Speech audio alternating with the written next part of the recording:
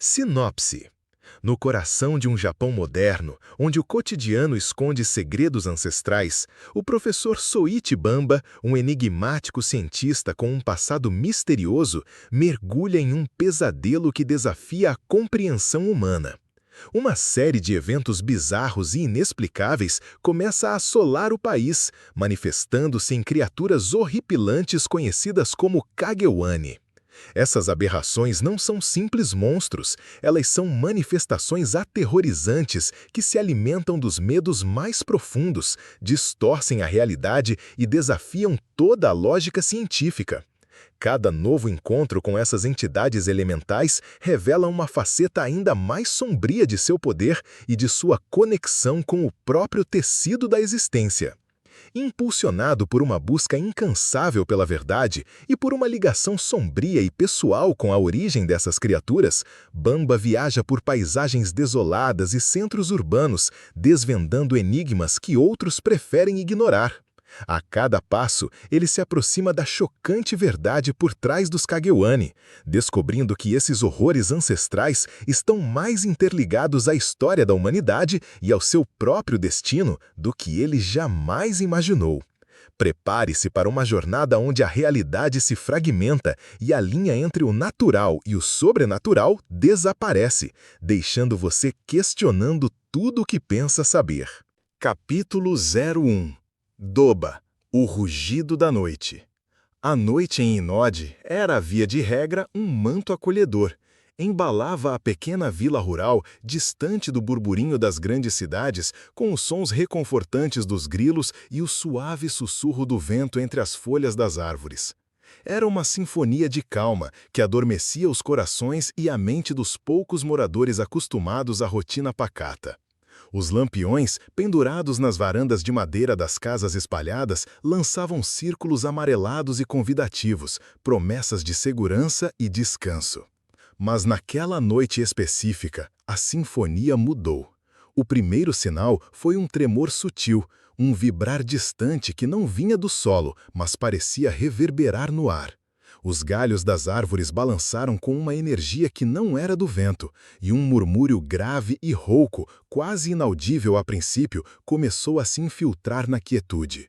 Era um som que parecia rasgar o véu da noite, diferente de qualquer animal selvagem conhecido na região. Os poucos cães da vila, que antes dormiam tranquilamente, começaram a rosnar baixinho, depois a latir com uma urgência crescente, um desespero que fazia os pelos do corpo se eriçarem. Dentro de uma das casas, a luz de uma televisão ainda acesa projetava sombras dançantes na parede. Um jovem, Yuta, estava prestes a se deitar quando sentiu o tremor mais forte. A xícara de chá em sua mesa de cabeceira chacoalhou, as flores secas em um vaso oscilaram. Ele franziu a testa, o coração acelerando. O latido dos cães lá fora tornou-se uma cacofonia frenética. "O que é isso?" murmurou Yuta para si mesmo, levantando-se e caminhando até a janela. A escuridão lá fora parecia mais densa, mais viva. Então veio. Um estrondo ensurdecedor, como o choque de 1000 árvores caindo, ressoou pela vila.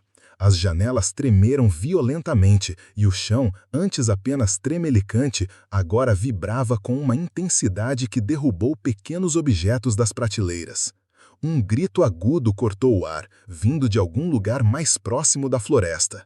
Não era um grito de dor, mas de puro terror. O ar se encheu de um fedor indescritível, algo entre terra molhada, mofo antigo e um cheiro metálico, pungente, que feria as narinas. E junto com o cheiro, o som de passos, pesados, monstruosos. Cada impacto soava como uma martelada no chão, um golpe que parecia abalar a própria estrutura da vila. Yuta, paralisado na janela, sentiu um calafrio na espinha. Ele podia ouvir as vozes dos vizinhos agora, cheias de pânico.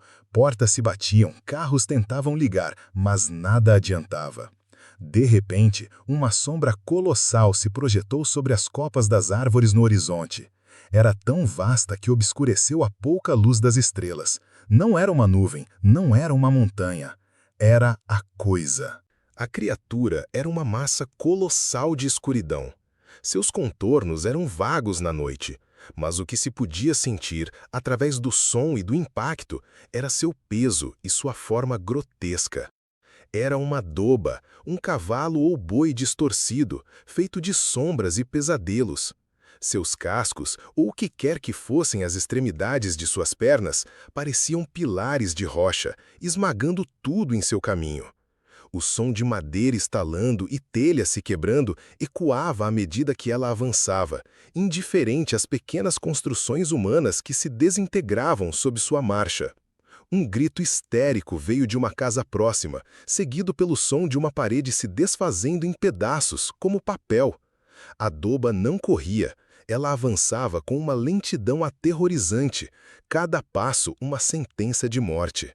Seus olhos, se é que tinha, eram poços de escuridão ainda mais profundos na massa escura de seu corpo, e pareciam absorver qualquer luz que ousasse se aproximar. As sirenes começaram a uivar à distância, sons fracos contra a tempestade de destruição que a criatura causava. A polícia e as equipes de emergência chegavam, mas o que poderiam fazer contra algo assim? Suas armas e táticas eram inúteis. Os gritos de desespero continuaram, intercalados com o som de vidros estilhaçando e metais retorcendo. Era um banho de caos e pavor, uma cena que desafiava a compreensão humana. Longe da vila, mas já a caminho, estava o professor Soichi Bamba. A notificação chegou em seu tablet, discreta e urgente. A palavra-chave, anomalia tipo D, acendeu um alerta em sua mente metódica. Bamba não era um homem de emoções efusivas. Sua expressão quase sempre se mantinha neutra. Seus olhos por trás dos óculos refletiam uma calma quase inquietante. Ele era um biólogo, sim, mas sua especialidade se estendia muito além do que a ciência comum ousava explorar. Ele era um caçador de mistérios, um investigador de fenômenos inexplicáveis que a humanidade, em sua maior parte, preferia ignorar ou rotular como lendas. Quando a viatura policial deixou na entrada da vila, o cenário era de uma desolação assustadora. As luzes de emergência piscavam em um ritmo frenético, pintando o ar com azuis e vermelhos intermitentes. O cheiro ferroso e putrefato ainda pairava pesado, misturado com o pó e a fumaça de casas parcialmente destruídas. Ao fundo, os gemidos de feridos eram abafados pelas ordens urgentes dos socorristas. "Professor Bamba", disse um policial com a voz embargada, "o senhor viu? O que aconteceu? Nunca presenciei nada igual." Bamba assentiu, sua voz calma contrastando com o caos. "Preciso de um relatório completo. Onde ela foi vista pela primeira vez? Quais foram os danos?"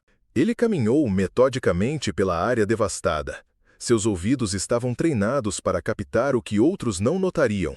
O som de cascalho sob seus sapatos era o único ruído consistente além das vozes abafadas dos paramédicos. Ele se abaixou, tocando o que restava de uma parede de concreto que parecia ter sido pulverizada. Não havia marcas de garras, nem dentes. A destruição parecia ter vindo de um impacto massivo e puro. Testemunhas disseram que parecia um cavalo gigante ou um boi, um dos oficiais relatou, a voz trêmula. Mas não era um animal, era escuro, como se a própria escuridão tivesse ganhado forma. Bamba acenou com a cabeça. Ele já havia encontrado descrições semelhantes antes. Kagewani, bestas das sombras, criaturas que desafiam a lógica, que se materializavam do nada e desapareciam sem deixar rastros compreensíveis. Ele caminhou até onde o caminho de destruição era mais evidente. O solo estava compactado em alguns pontos, como se um peso imenso tivesse sido aplicado. Em outros, havia crateras rasas, consistentes com impactos violentos. Ele fechou os olhos por um instante, concentrando-se. O eco da destruição ainda parecia pairar no ar. Ele podia quase sentir a presença da criatura, a força bruta que ela emanava. Não havia sangue, nem restos orgânicos no chão, apenas a evidência de uma força esmagadora. Ela não deixou rastros biológicos, observou Bamba, abrindo os olhos e olhando para a escuridão da floresta para onde a criatura parecia ter ido. Nenhum pelo, nem fluido, apenas a marca de sua passagem. Um dos policiais apontou para uma árvore antiga, partida ao meio como um palito de fósforo. Ela quebrou isso com a cabeça, ou talvez com o ombro. Parecia indestrutível. Bamba se aproximou da árvore. As fibras da madeira não estavam rasgadas de forma orgânica, como se um animal tivesse se esfregado nelas. Parecia mais como se tivessem implodido sob uma pressão imensa. Ele tocou a superfície áspera, sentindo a vibração de sua própria percepção. Não é um animal, nem humano transformado, Bamba murmurou, quase para si mesmo. É algo que transcende as leis conhecidas da física e da biologia. Uma entidade. A criatura, a Doba, não havia sido vista se afastando ou sendo ferida. Ela simplesmente cessou seus ataques e pareceu se dissolver na escuridão de onde veio, deixando para trás apenas o rastro de sua fúria. A noite, que antes fora um manto de calma, agora estava rasgada, exposta ao pavor. Enquanto as equipes de resgate trabalhavam, Bamba se afastou, seus pensamentos em um turbilhão controlado. O incidente em Hinode era apenas mais um em uma série de eventos inexplicáveis que vinham ocorrendo em diferentes partes do Japão. Ele sabia que esta não seria a última vez que veria a marca de um Kagewani. Sua missão, agora mais do que nunca, era entender essas criaturas, suas origens e seu propósito. O ar frio da madrugada começava a se instalar, trazendo consigo não mais o cheiro metálico da destruição, mas o perfume da terra molhada. Um cheiro reconfortante, que para a maioria significaria o fim de uma tempestade. Mas para Soushi Bamba significava apenas a pausa antes da próxima. A Doba havia recuado, mas a ameaça que ela representava pairava pesadamente no ar. Esta era apenas a primeira página de um livro muito mais sombrio, e Bamba era o único que ousava ler suas linhas. A busca por respostas havia apenas começado.